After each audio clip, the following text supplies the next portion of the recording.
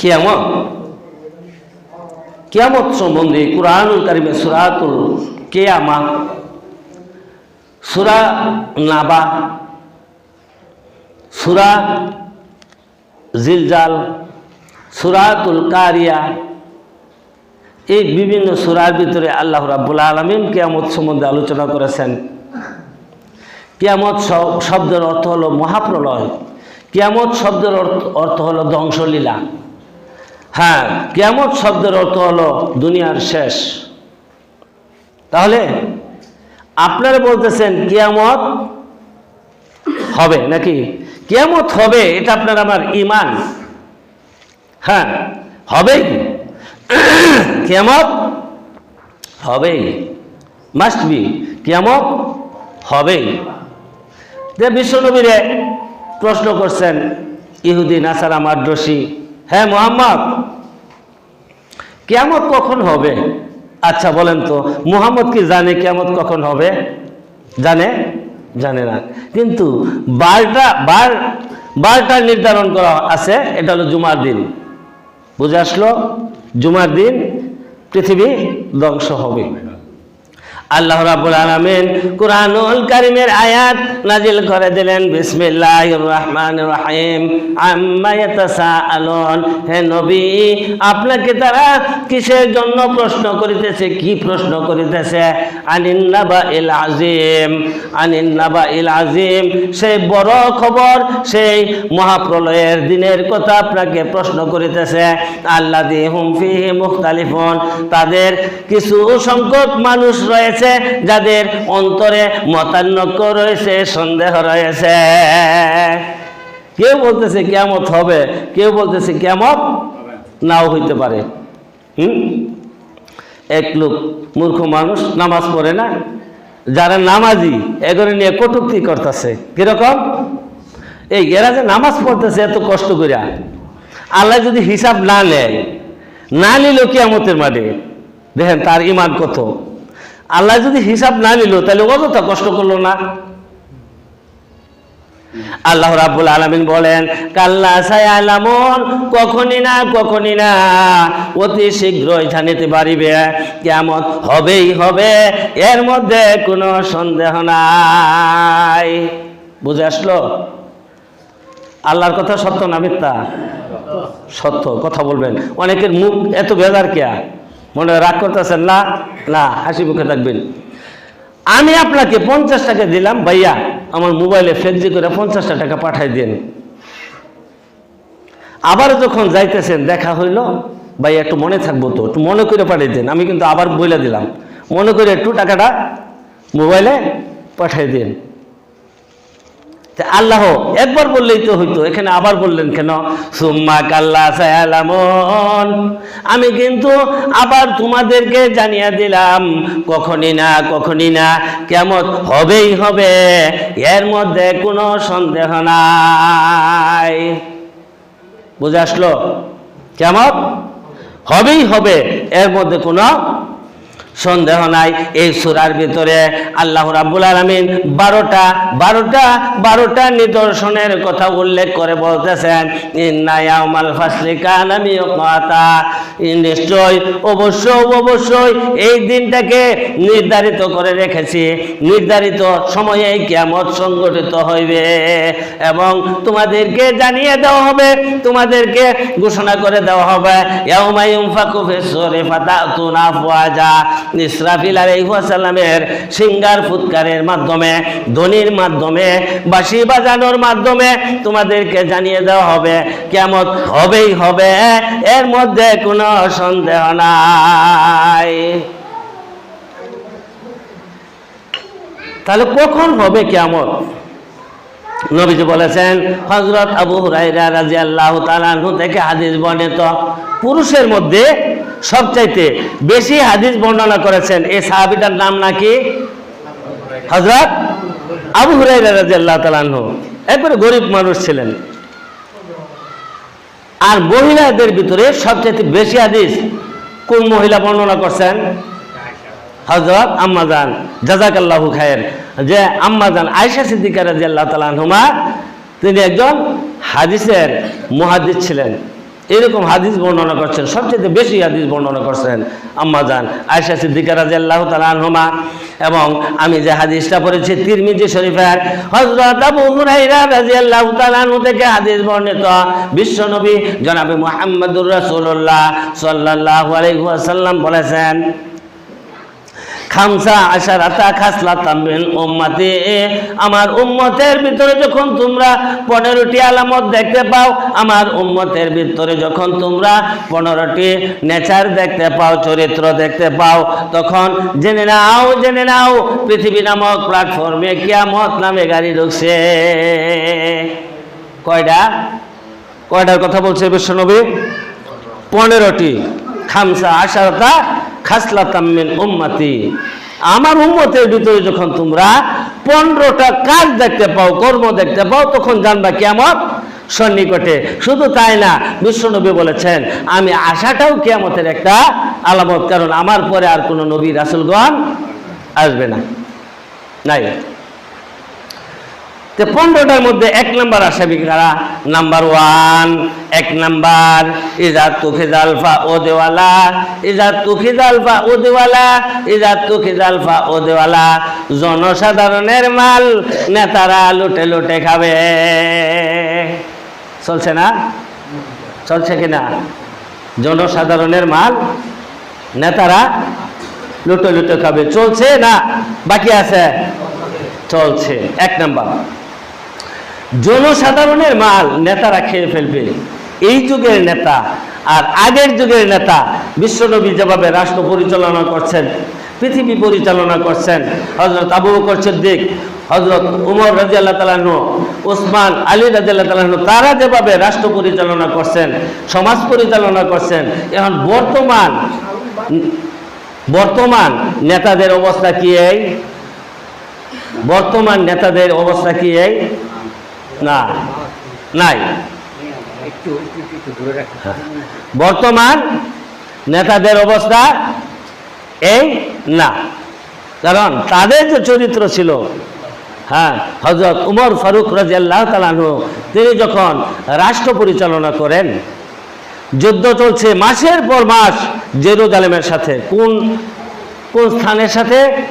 জেরুজালেমের সাথে যুদ্ধ চলছে উমর ফারুক রাদিয়াল্লাহু তাআলা আনহুর যুগে।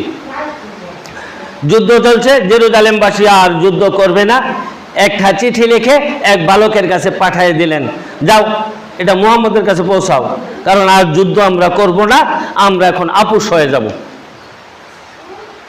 একটা পত্র নিয়ে আসছেন একটি বালক মদিনায়, আয়েশা জিজ্ঞাসা করছেন যে আপনাদের মসজিদে নববীটা কোথায় গো? বলে এই তো সামনে, আগায় যান। মসজিদে নববীতে গেছে, যাওয়ার পরে জিজ্ঞাসা করলেন মুহাম্মদ যে আপনাদের মুসলমানের যে নেতা আমিরুল মুমিনিন উমর ফারুক, তিনি কোথায় আছেন? বলেই যাও দেখেন মসজিদে নববীর ভিতরে। ওই লোকে যায়া দেখে মসজিদে নববীর ভিতরে হযরত উমর ফারুক রাদিয়াল্লাহু তাআলা আনহু বালুর উপরে শুয়ে আছেন। বলেন সুবহানাল্লাহ।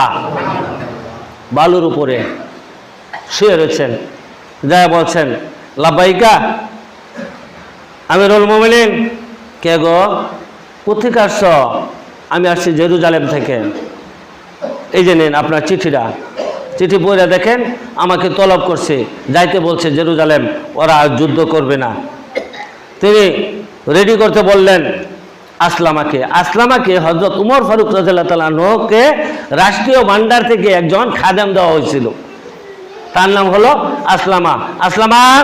লাব্বাইকা আমিরুল মুমিনিন,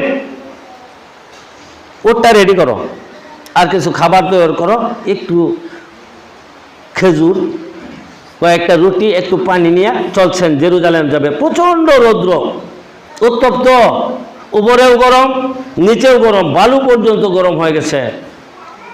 উট টাইনে নিতেছে, নেওয়ার পরে কিছু পথ যাইয়া এই উমর রাদিয়াল্লাহু তাআলা আনহু উটের উপর থেকে নাইমা বলতেছেন যে তুমি এখন উটের উপরে উঠো, আমি এখন টাইনা নেই। বলেন সুবহানাল্লাহ।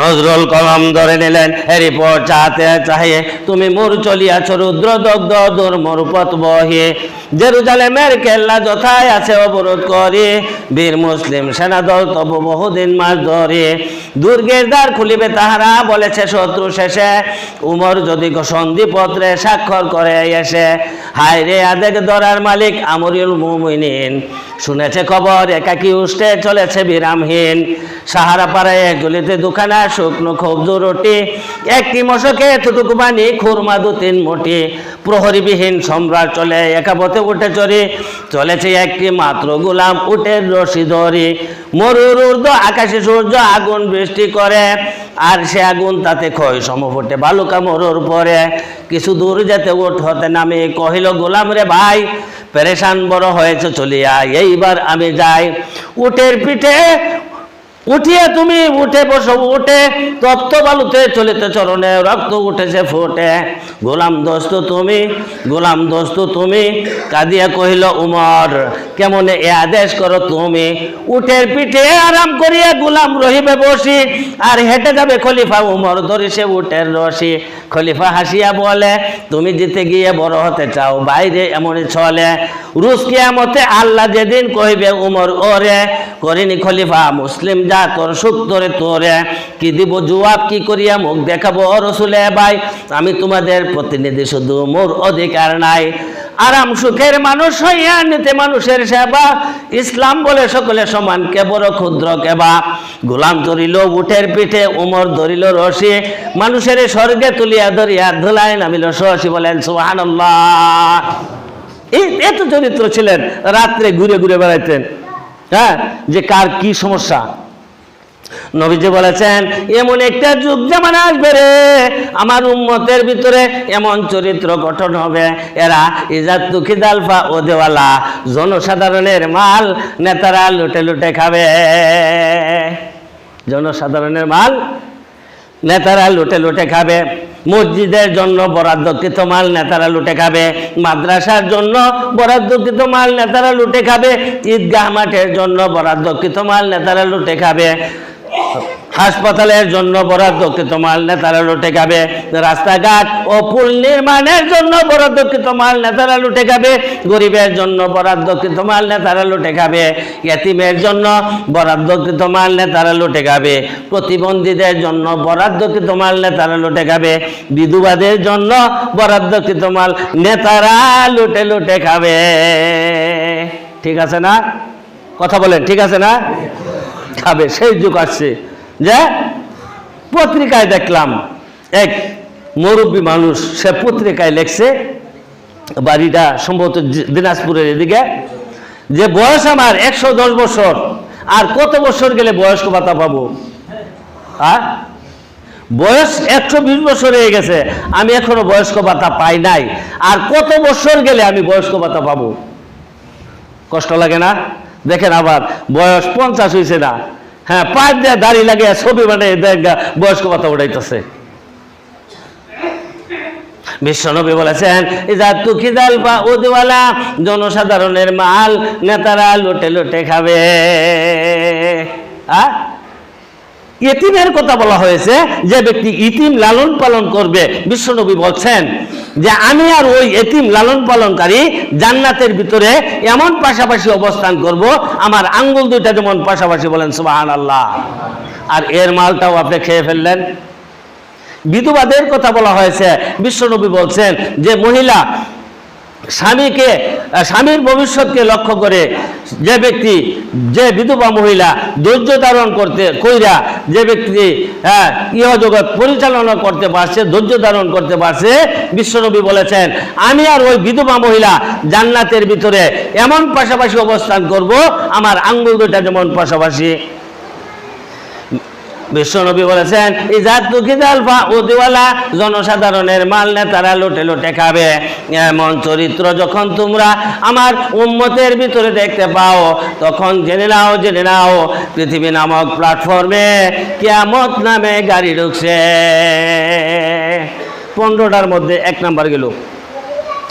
2 নাম্বার ওয়াল আমানাতু মাগনামা, আমানতের খেয়ানতি চলবে। আমানতের কি খেয়ানতি চলবে, আমানতের খেয়ানতি চলবে। যে আমানত, আমি আপনার কাছে 5 লাখ টাকা দিলাম, ওইটা আপনি অস্বীকার করে বসবেন। বা আমি কিছু জমি রাখে আমি গেলাম বিদেশ, 20 বছর পরে হ্যাঁ আপনি এদিক দিয়ে আলাপ করতেছেন যে আমার ভাইয়ের তো জমি বিক্রি করে থেকে গেছে গা। হ্যাঁ, বিশ্বনবী বলেছেন টাকা পয়সা, জমি জামা, গাড়ি বাড়ি, পুকুর বাদাম এগুলা কিন্তু পাওয়া যাবে না, পাওয়া যাবে না। মুনাফিকের চরিত্র কয়টা না বলতে পারবেন কেউ? মুনাফিকের চরিত্র কয়টা? মুনাফিকের চরিত্র হলো 6টি, 3টা হলো প্রত্যক্ষ আর 3টা পরোক্ষ। 1 নম্বরে যখন সে কথা বলে তখন মিথ্যা কথা বলে। 2 নম্বর যখন সে ওয়াদা করে ওয়াদা খেলাপ করে। 3 নম্বর যখন তার কাছে কোনো কিছু আমানত রাখা হয় আমানতের খেয়ানতি করে। 4 নম্বরে হলো যুদ্ধের ময়দান থেকে পিছপা হয়ে আসে, বেগে আসে, পিছপা হয়। 4 নম্বর গেল। 5 নম্বর হলো এশা এবং ফজরের নামাজ যে ব্যক্তি স্বেচ্ছায় ছেড়ে দিল। 6 নম্বর হলো যে ব্যক্তি ঝগড়া লাগলে খারাপ ভাষায় গালিগালাজ করে। এই হলো 6টা। নবীজি বলেছেন ওয়াল আমানাতু মাগনামা, আমানতের খেয়ানতি চলবে আমার উম্মতের ভিতরে। যে টাকা পয়সা, জমি জামা, গাড়ি বাড়ি, পুকুর বাদাম, স্বর্ণ রূপা, গচ্ছিত মাল যদি কারো কাছে আমানত রাখা হয় এই আমানতকে আর ফিরে পাওয়া যাবে বলে কোনো আশা করা যাবে না। নবীজি বলেছেন আমানতের খেয়ানতি চলবে। এমন চরিত্র যখন তোমরা আমার উম্মতের ভিতরে দেখতে পাও তখন জেনে নাও পৃথিবী নামক প্ল্যাটফর্মে কিয়ামত নামে গাড়ি ঢুকছে। কয় নাম্বার গেল? 2 নম্বর। 3 নম্বর বলছি অযাকাতু মাগরামা, আমার উম্মতেরা যাকাতকে জরিমানা মনে করবে। ধনীরা যাকাত দিবে না, গরিবেরা যাকাত পাবে না। আজকে ধনীরা গরিবের হাতে যাকাত পৌঁছাইয়া দেন, দেখবেন 10 বছর পরে ওই গরিবের আবার যাকাত দিতে হবে। হ্যাঁ, বিশ্বনবীর ব্যাংকের নাম কি ছিল? বিশ্বনবীর ব্যাংকের নাম বলতে পারবেন? বিশ্বনবীর ব্যাংকের নাম ছিল বাইতুল মাল। বাইতুল মাল নামে কোনো ব্যাংক আছে? নাই। আছে কি? সোনালী, রূপালী, ডাচ বাংলা, বিভিন্ন ব্যাংক আছে, কিন্তু বাইতুল মাল নামে কোনো ব্যাংক নাই। বিশ্বনবীর এই বাইতুল মাল নামে যে ব্যাংক, এই ব্যাংকের ভিতরে জাকাতের টাকা, ফেতরার টাকা, কুরবানির টাকা এবং গরিবের টাকা, প্রতিবন্ধীর টাকা, এতিমের টাকা, বিধবাদের টাকা ওইখানে জমা থাকতো। যার যার খাতের টাকা যার যার কাছে বিলাইয়ে দিতেন। হ্যাঁ, বিশ্বনবী মারা গেছেন, গদিতে বসলেন কে? হযরত আবু বকর সিদ্দিক রাদিয়াল্লাহু তাআলা আনহু। কে বসে গদিতে? কে বসছিল? হযরত আবু বকর সিদ্দিক রাদিয়াল্লাহু তাআলা আনহু। গদিতে বসার পর সাহাবাদের ভিতরে মতানৈক্য শুরু হয়ে গেল। কে বলতেছে যাকাত তো বিশ্বনবী মারা গেছে, এখন যাকাত যার যার পকেট থেকে দিলেই তো হয়। আরেকটা দল আছে না, যাকাত ব্যাংকের মাধ্যমে দেওয়া হবে। হযরত আবু বকর সিদ্দিক রাদিয়াল্লাহু তাআলা আনহু তিনি সকলকে ডাকলেন, আসো আসো আসো আসো, কথা আছে। কি কথা? আচ্ছা তোমরা যাকাতের বিষয়ে কি বলছো, যাকাতের ব্যাপারে কি বলছো? তখন এক দল বলতেছে হুজুর যাকাত যার যার পকেটে দিলেই তো ভালো। আরেক দল বলতেছে না, ব্যাংকের মাধ্যমে যাকাত দেওয়া হোক। হযরত আবু বকর সিদ্দিক রাদিয়াল্লাহু তাআলা আনহু তিনি বক্তব্য রাখলেন। তিনি বললেন যে আমি আবু বকর সিদ্দিক এই নির্দেশ জারি করলাম, এই অর্ডার জারি করলাম, যাহার উপরে একটা উট যাকাত ফরজ হয়েছে, উটটাকে যাকাত দিল, অথচ উটের লাগামটা রশিটাকে বাড়িতে রেখে দিল। আমি আবু বকর সিদ্দিক তার বিরুদ্ধে জিহাদ যুদ্ধ ঘোষণা করলাম। বলেন সুবহানাল্লাহ। একটু জোরে বলতে পারলেন না?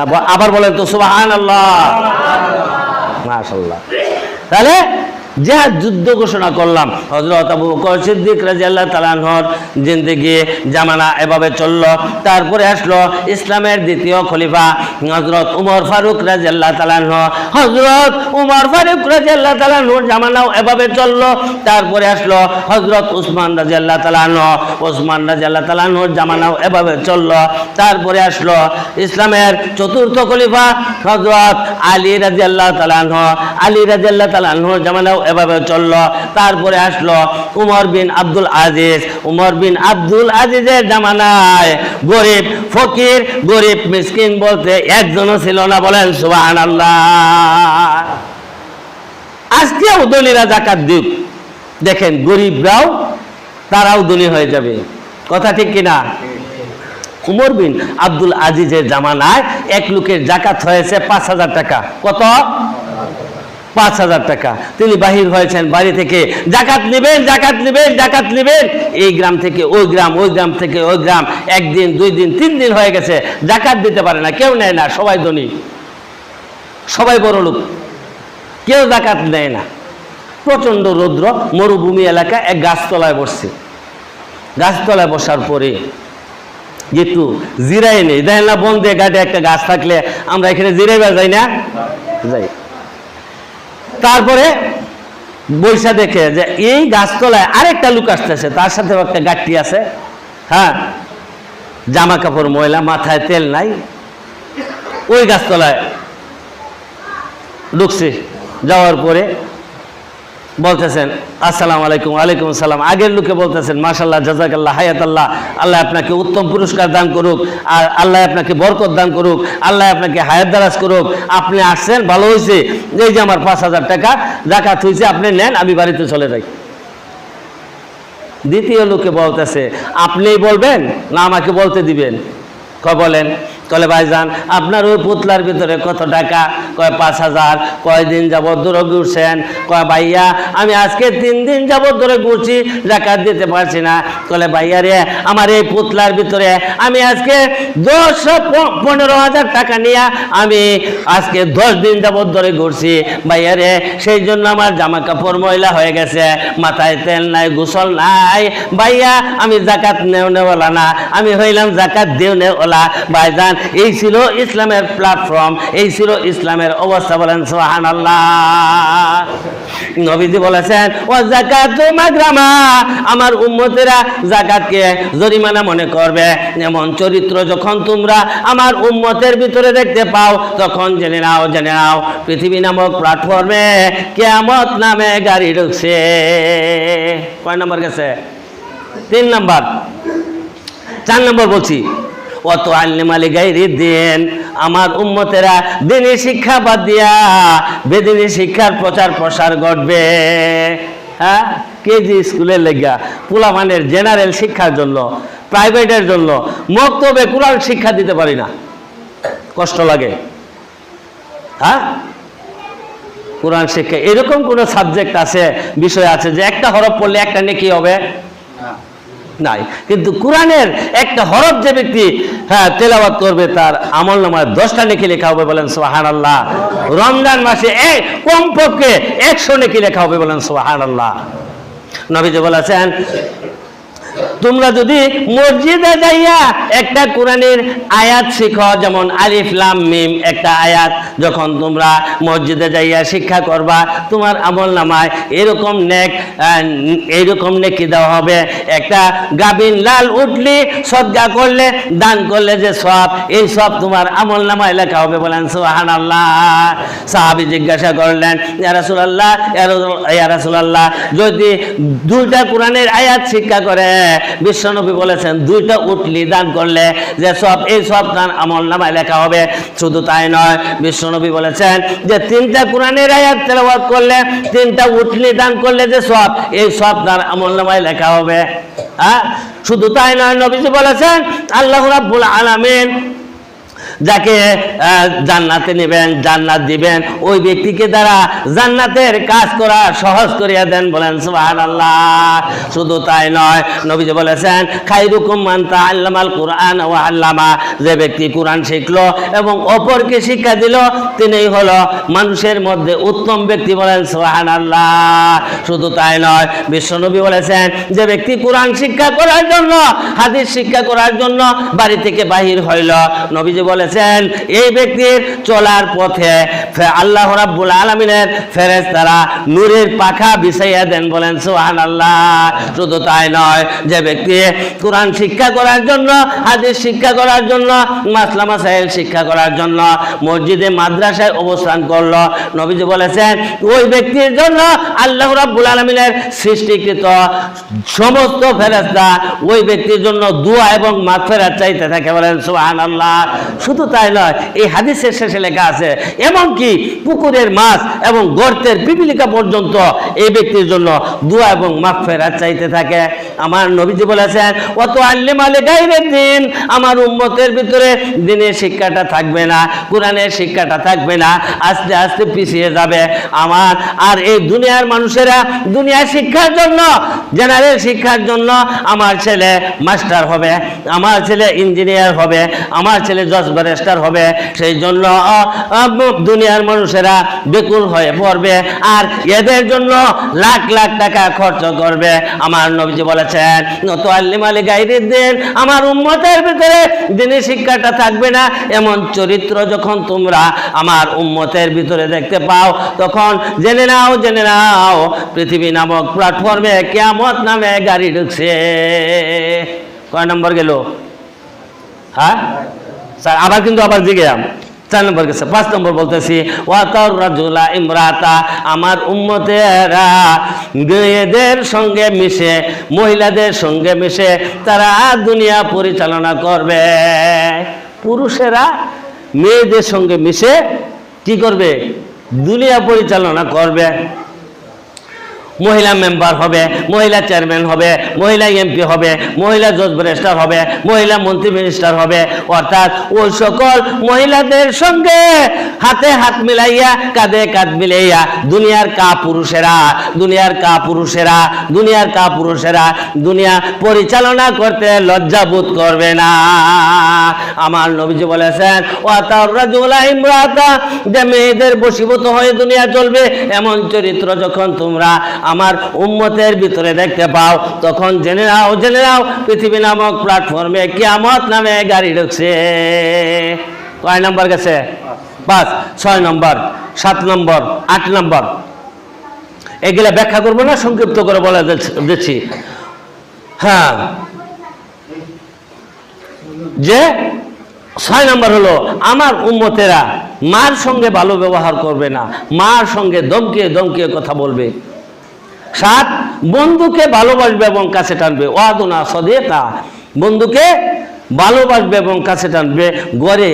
গড়ে বৃদ্ধ পিতামাতা, ভাই বারাদর, আহাল পরিবারের লোক অনাহারে থাকে আর সে বন্ধু বান্ধব লিয়া গোলামেলা করে। 7 নম্বর গেল। 8 নম্বর ওয়াকুসা আবা, আমার উম্মতেরা বাবার সঙ্গে ভালো ব্যবহার করবে না, বাপকে জিমকে কথা বলবে।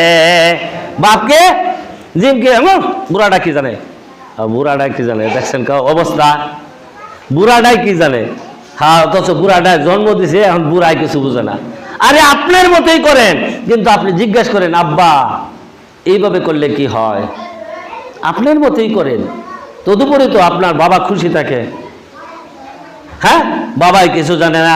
অর্থাৎ বিশ্বনবী বলেছেন আমার উম্মতেরা বাবার সঙ্গে জিমকে কথা বলবে।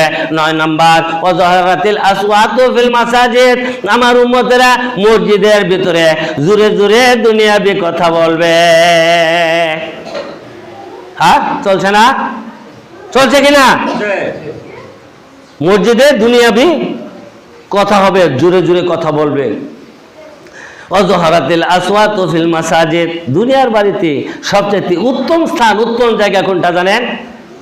খায়রুন আমাকিনি মাসাজিদুহা, দুনিয়ার বাড়িতে সবচেয়ে উত্তম স্থান, উত্তম জায়গা এটা হলো মসজিদ। সবচেয়ে খারাপ স্থান, খারাপ জায়গা কোনটা? হ্যাঁ, শাররুন আমাকিনি আসওয়াকুহা, যে দুনিয়ার বাড়িতে সবচেয়ে উত্তম স্থান হলো মসজিদ, আর খারাপ স্থান, খারাপ জায়গা হলো বাজার।